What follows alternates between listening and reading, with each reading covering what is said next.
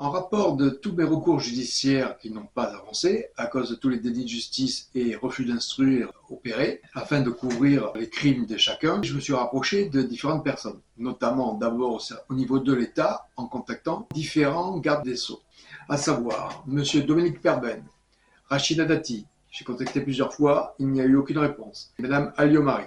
J'ai saisi plusieurs fois Christiane Taubira. J'ai contacté différentes mairies, à savoir notamment le premier magistrat de la ville de Bordeaux, M. Alain Juppé, le maire d'Arcachon en tant que maire, M. Yves Foulon, puis en tant que député européen, le maire de la Teste, M. Jean-Jacques Quirol, le maire du Tech, M. François Deluga, que j'ai contacté également en tant que député européen, le maire de Biganos, M. Bruno Lafont, et bien sûr la mairie de Gujan-Mestras avec Marie-Hélène Deségaux, contacté en tant que mairesse et en tant que députée européenne. Et elle était avocate de métier, mairesse, sénatrice et députée européenne. Il cumule le maximum. J'ai contacté également le président du conseil général, M. Jacques Chauvet, un employé communal de la mairie de Gujan-Mestras.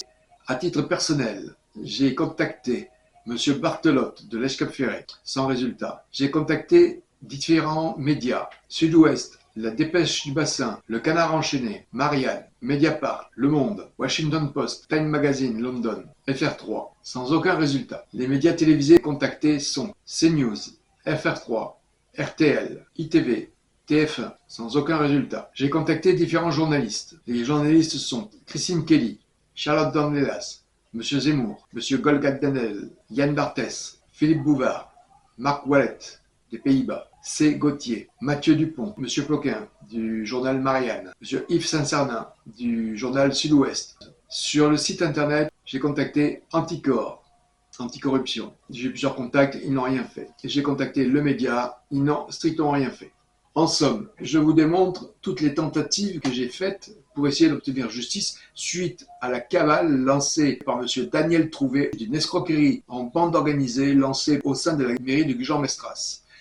Il ne faut pas oublier que ce monsieur était également juge, président du tribunal de grande instance de Bayonne au moment des faits. De là en est venue toute une cavale qui a été lancée contre moi. Les interlocuteurs directs de l'escroquerie en bande organisée sont la mairie de Gujan-Mestras par M. Daniel Trouvé, M. Bézian, le premier maire contacté, puis la successeuse qui est donc Mme Marie-Hélène Deségaux. Le notaire, M. Darmusé, Denis, le client à qui j'ai vendu les biens immobiliers, M. Clua-Jacqui, ainsi que toute sa famille. De là, j'ai saisi des avocats pour obtenir justice. Les avocats m'ont volé, escroqué. Ils ont tué ma société.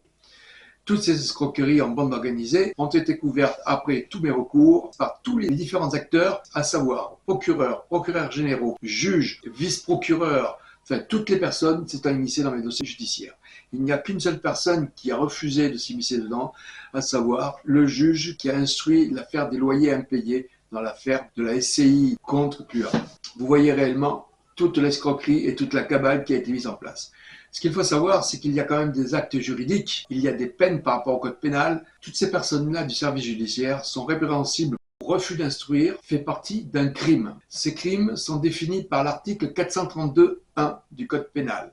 Dans Google, il faut mettre l'intitulé, à savoir « Déni de justice, des abus d'autorité dirigés contre l'administration ». Et là, vous trouvez l'article 432.1 et toute la suite aux crimes. S'ils ont été instaurés, c'est bien parce qu'ils existent même en France. Donc, on doit pouvoir combattre ces crimes qui visent les abus d'autorité contre l'administration, en l'occurrence l'administration judiciaire. Article 432.1. Le fait par une personne dépositaire de l'autorité judiciaire, agissant dans l'exercice de ses fonctions, de prendre des mesures destinées à faire échec à l'exécution de la loi est puni de 5 ans d'emprisonnement et de 75 000 € d'amende. L'article 432.2 définit l'infraction prévue à l'article 432.1 est punie de 10 ans d'emprisonnement et de 150 000 € d'amende si elle a été suivie des faits, ce qui est le cas. N'est-ce pas tous les procureurs de la République? N'est-ce pas tous les procureurs généraux? N'est-ce pas tous les vice-procureurs? N'est-ce pas tous les magistrats?